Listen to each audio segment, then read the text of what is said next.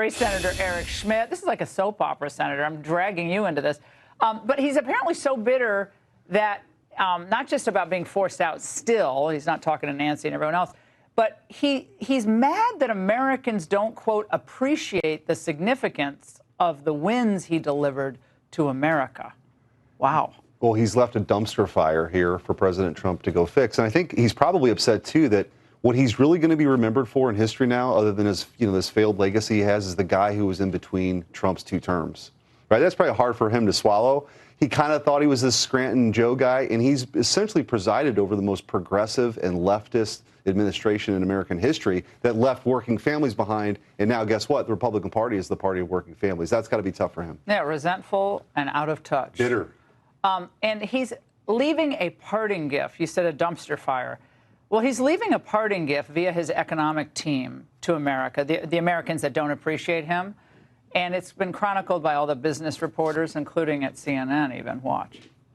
Restaurant prices are up significantly, more than 3% from a year ago. Shelter, that's rent. I mean, that continues to be a major problem. And energy as well. There's no doubt people are spending a lot more. Look at this, almost $1,200 more for the same goods and services than they were back in January 2021. That is why Trump won this election. Yeah, people can't keep up with that. It's too expensive. It's just staggering. It's insane. And by the way, he also, on his way out, banned offshore drilling for like $65 trillion worth of revenue. So that he doesn't get it. Like, he just is upset about it. He doesn't understand what the problem is. But there is help on the way. Yeah. We had Scott Bessent, who is going to be the new Treasury Secretary, up on the Hill today. And this was one of the exchanges. Watch. We will be facing an economic calamity. And as always, with financial instability, that falls on the middle and working class people. We will see a gigantic middle class tax increase. If indeed those tax cuts are allowed to expire, Senator. At the same time, the economy cannot live on tax cuts alone. We do need actual spending cuts, not just cutting the growth of spending. Washington speak, cutting spending.